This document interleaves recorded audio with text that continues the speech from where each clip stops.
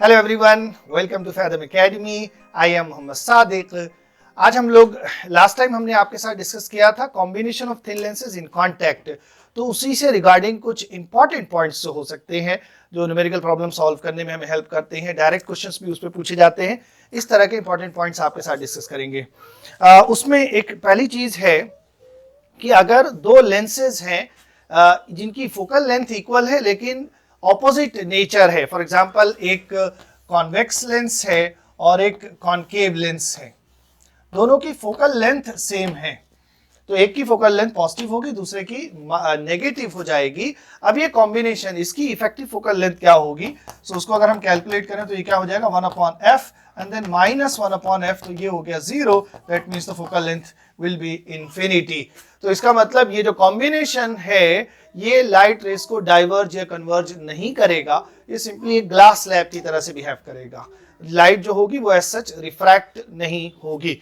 Next, अगर हमें एक लेंस इस तरह से दिया हुआ है, कॉन्वेक्स लेंस है सपोज, एंड इस लेंस को हमने इसकी जो एक्सिस है उसके परपेंडिकुलरली कट कर दिया, then we will have two lenses, two plano convex lens इस तरह से। अब अगर इन दोनों प्लेनो कॉन्वेक्स लेंस को हम कंबाइन करें तो इसकी फोकल लेंथ अगर f होगी, तो ये हमने देखा था कि इस तरह से कट करने पे फोकल लेंथ क्या होती है, 2f हो जाती है, ये हो जाएगी 2f। अब अगर इसको हम कंबाइन करें तो यहां पर ये लेंस है, उसके साथ कॉम्बिनेशन में दूसरा पार्ट हमने रखा है, तो इसकी जो इफेक्टिव फोकल लेंथ होगी वो कितनी होगी? That would be 1/2f plus 1/2f and this is 2/2f, so simply 1/f, so f हो जाएगी। तो ये तो बहुत सिंपल सी बात है कि दोबारा से कंबाइन करेंगे तो सेम फोकल लेंथ हो जाएगी। बट यहां पर अगर ये जो कॉम्बिनेशन है इसमें डिफरेंट कॉम्बिनेशंस हम ट्राई करें, फॉर एग्जांपल इस तरह से दोनों का कॉन्वेक्स सरफेस एक तरफ रख दें, या फिर दोनों का जो प्लेन सरफेस है इस तरह से रख दें, दोनों का कॉन्वेक्स सरफेस आमने सामने रख दें। तो इस तरह से दोनों का कॉन्वेक्स सरफेस आमने सामने रखें, या फिर दोनों का जो कॉन्वेक्स सरफेस है वो एक तरफ हम रखें, या फिर इस तरह से जो दोनों का प्लेन वाला सरफेस है वो आमने सामने रखें, तो ये सारे कॉम्बिनेशंस इफेक्टिवली सेम लेंस की तरह से बिहेव करेंगे। बिकॉज अभी लास्ट टाइम हमने देखा था कि लेंसेज का ऑर्डर चेंज करने से कॉम्बिनेशन की फोकल लेंथ चेंज नहीं होती है। अगला वेरिएशन एक ट्राई करते हैं। सपोज इस तरह से एक कॉन्वेक्स लेंस हमें दिया हुआ है और इसको अब की बार हमने प्रिंसिपल एक्सिस के पैरेलल इस तरह से दो पार्ट में कट किया, एंड देन उन दोनों लेंसेज को अगर हम कंबाइन करें तो हमें एक ये लेंस मिल रहा है और दूसरा उसके कांटेक्ट में नीचे वाला पार्ट जो है वो रखा हुआ है। सो यहां पर दोनों की प्रिंसिपल एक्सिस सेम है, एंड इस तरह से जब हम कट करते हैं तो सिंस हमने जो दोनों का वो कॉन्वेक्स सरफेस है, जो कर्वेचर है वो हमने चेंज नहीं किया है, इसलिए इसकी और इसकी फोकल लेंथ अगर इसकी f है तो इन दोनों की भी f ही रहेगी। तो इस तरह के कॉम्बिनेशन में जो इफेक्टिव फोकल लेंथ आएगी वो हो जाएगी 1/f is equal to 1/f plus 1/f। So effective focal length कितनी हो जाएगी? f/2 हो जाएगी। अच्छा, अब अगर हम इसका ओरिएंटेशन चेंज कर दें, एक लेंस हम इस तरह से लें और दूसरे वाले लेंस को उल्टा करके रखें, सपोज इस तरह से हम लेंगे, तो अब यहां पर हम देख सकते हैं कि अगर इसकी फोकल लेंथ हम f ले रहे हैं तो इसकी फोकल लेंथ फिर हम -f लेंगे। क्यों? क्योंकि ये एक कॉनकेव लेंस की तरह से बिहेव कर रहा है, ऊपर इसकी विड्थ ज्यादा है और बीच में इसकी विड्थ कम है, तो इफेक्टिवली ये कॉनकेव लेंस की तरह से बिहेव करेगा। अगर इसकी प्रिंसिपल एक्सिस हम दोनों की कॉमन सपोज करें तो इसकी फोकल लेंथ क्या लेंगे हम? -f, एंड देन जो कॉम्बिनेशन होगा उसकी फोकल लेंथ क्या आ जाएगी? 1/f minus 1/f, that is 0। So effective focal length will be infinity. So इस तरह का कॉम्बिनेशन भी लाइट रेस को कन्वर्ज या डाइवर्ज नहीं करेगा। नेक्स्ट, अगर हमें इस तरह का एक प्लेनो कॉन्वेक्स लेंस और एक प्लेनो कॉनकेव लेंस है उसका कॉम्बिनेशन दिया हुआ है, जो कॉन्वेक्स लेंस है उसका जो रिफ्रैक्टिव इंडेक्स है वो ये μc है, कन्वर्जिंग है इसलिए, और इसका जो रिफ्रैक्टिव इंडेक्स है वो μd है, it is by nature diverging, and दोनों का जो इंटरफेस है it has a common radius of curvature r। तो इस कॉम्बिनेशन की फोकल लेंथ कैसे कैलकुलेट करेंगे? तो जो कन्वर्जिंग है उसकी फोकल लेंथ हम कैसे लिख सकते हैं? μc -1 एंड 1/r1, r1 यहां पर इंफिनिटी हो जाएगा और r2 जो है वो नेगेटिव है, सो 1/r1 माइनस 1/r2 करेंगे तो ये आएगा प्लस 1/r। सो ये हो गई 1/fc की वैल्यू कन्वर्जिंग के लिए। इसी तरह से डाइवर्जिंग के लिए अगर हम कैलकुलेट करें तो क्या आएगा, म्यू डी माइनस 1 इनटू, अब यहां पर हम क्या देख सकते हैं कि R1 नेगेटिव है, सो -1/r हो जाएगा, एंड R2 इंफिनिटी है तो वो 0 हो जाएगा। सो ये जो वैल्यू आ रही है ये minus mu D minus 1/r ये आ रही है, इसको लिख सकते हैं यहाँ पर म्यू डी माइनस 1/r। सो अब कॉम्बिनेशन की फोकल लेंथ कैसे कैलकुलेट करेंगे, we can write 1/f is equal to 1/fc plus 1/fd, और इसकी वैल्यू हमने क्या लिख रखा है, अब दोनों में जो 1/r है इसको हम कॉमन कर सकते हैं, 1/r हमने कॉमन कर लिया और यहाँ पे बचा हमारे पास mu C minus 1 and then ये माइनस है mu D minus 1। Okay, so mu C ये माइनस और यहाँ पर ये प्लस 1 होगा, -1 + 1 कैंसिल हो गया and then we are left with mu C minus mu D upon R. So जो इफेक्टिव फोकल लेंथ आ रही है ये क्या आ जाएगी यहाँ पर, r upon mu C minus mu D. ये है कॉम्बिनेशन की फोकल लेंथ। अब यहाँ पर दोनों की का जो रिफ्रैक्टिव इंडेक्स है वो डिसाइड करेगा कि जो कॉम्बिनेशन है वो कॉनकेव है या कॉन्वेक्स है। अगर म्यू सी की वैल्यू म्यू डी से ज्यादा है तो फोकल लेंथ यहां पर क्या होगी, पॉजिटिव होगी। इन दैट केस जो कॉम्बिनेशन है वो कन्वर्जिंग की तरह से बिहेव करेगा, और अगर म्यू सी की वैल्यू म्यू डी से कम आएगी तो जो फोकल लेंथ है वो नेगेटिव आएगी। दैट मींस जो कॉम्बिनेशन है वो एक डाइवर्जिंग लेंस की तरह से बिहेव करेगा। अगला वेरिएशन कुछ इस तरह से है, ये दो लेंसेज है, ये काफी इंपॉर्टेंट क्वेश्चन भी होता है, सो इसको अच्छे से समझेंगे हम।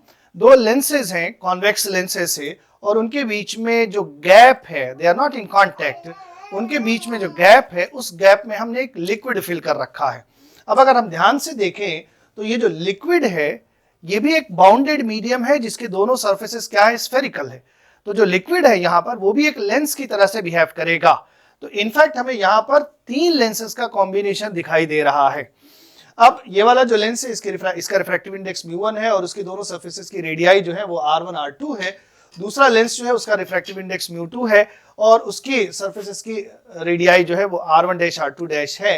एंड देन जो लिक्विड है उसका अगर रिफ्रैक्टिव इंडेक्स म्यू l है एंड देन इस वाले सरफेस की रेडियस r2 होगी और इस वाले सरफेस की रेडियस r डैश होगी। तो यहां पर इसको हम 3 लेंसेज का कॉम्बिनेशन ट्रीट करेंगे and let us right the focal length of the 3 lenses. And remember यहां पर हमें लेंसेज को क्या ट्रीट करना है कि तीनों ही एयर में रखे हुए हैं अगर हम मीडियम को एज अ लेंस ले रहे हैं तो। ओके, सो जो पहला लेंस है उसकी फोकल लेंथ क्या हो जाएगी, से f1 है, इसको हम क्या लिख सकते हैं, म्यू1 माइनस 1, ये एयर में रखा हुआ है, लेंस मेकर्स फॉर्मूला लगेगा, इनटू 1/r1 प्लस 1/r2, ये हो जाएगा। कॉन्वेक्स है तो ये हमने ये डिस्कस कर रखा ऑलरेडी, दोनों ही पॉजिटिव आते हैं कॉन्वेक्स के लिए।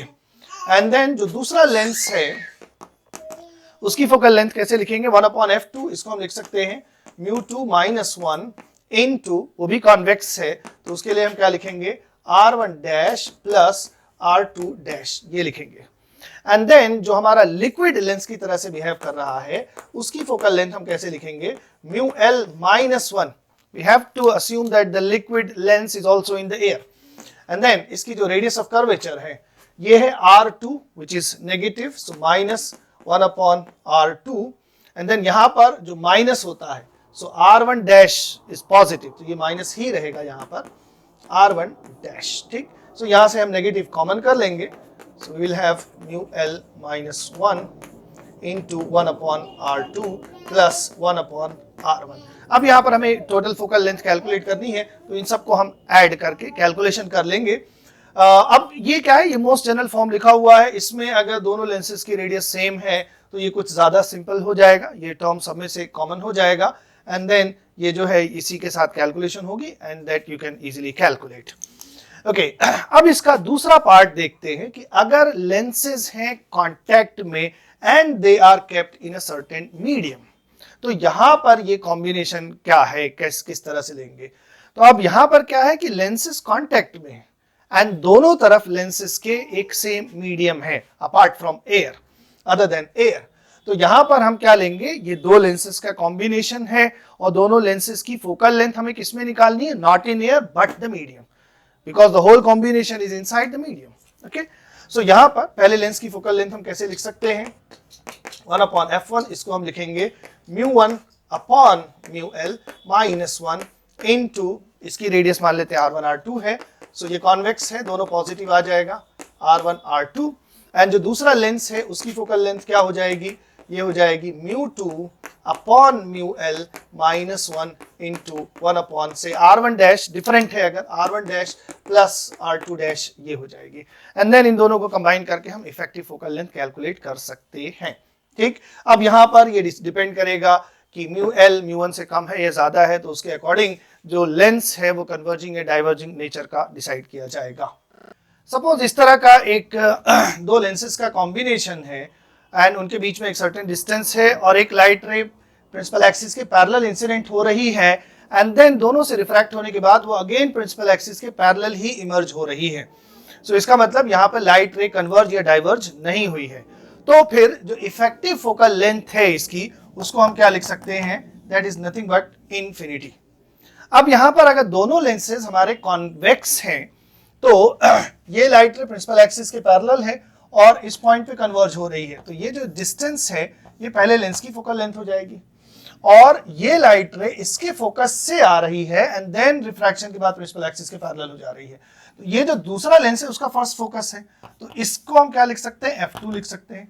दैट मीन्स कि जो दोनों लेंसेज के बीच की डिस्टेंस है d, वो क्या लिखी जा सकती है, f1 प्लस f2 लिखी जा सकती है। बहुत यूजफुल पॉइंट है, कई सारे क्वेश्चंस हम इसको डायरेक्टली इस तरह से कर सकते हैं।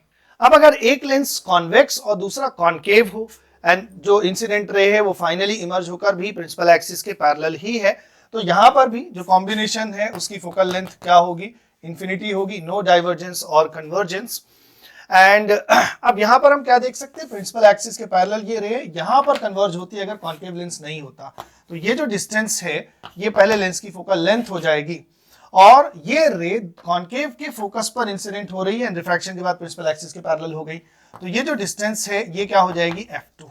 तो इस केस में जो दोनों लेंसेज हैं इनके बीच की जो डिस्टेंस है d, उसको हम क्या लिख सकते हैं, f1 माइनस f2 ये लिख सकते हैं।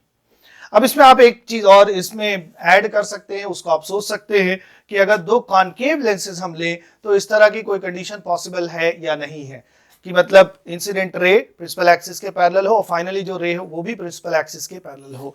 सो you should think upon it. So ये था आज का डिस्कशन, ये सारे काफी यूजफुल पॉइंट्स थे। अगर इन सारे पॉइंट्स को हम अच्छे से समझ लें तो न्यूमेरिकल प्रॉब्लम्स या जिस तरह के थ्योरेटिकल प्रॉब्लम्स क्वेश्चंस पूछे जाते हैं एग्जाम में, वो काफी आसानी होगी सॉल्व करने के लिए हमें। सो अब इसके आगे नेक्स्ट पार्ट में हम कुछ न्यूमेरिकल प्रॉब्लम्स डिस्कस करेंगे। ये जो दोनों वीडियो में हमने डिस्कस किया है कॉम्बिनेशन एंड उसका जो वेरिएशन है। So see you next time, thank you.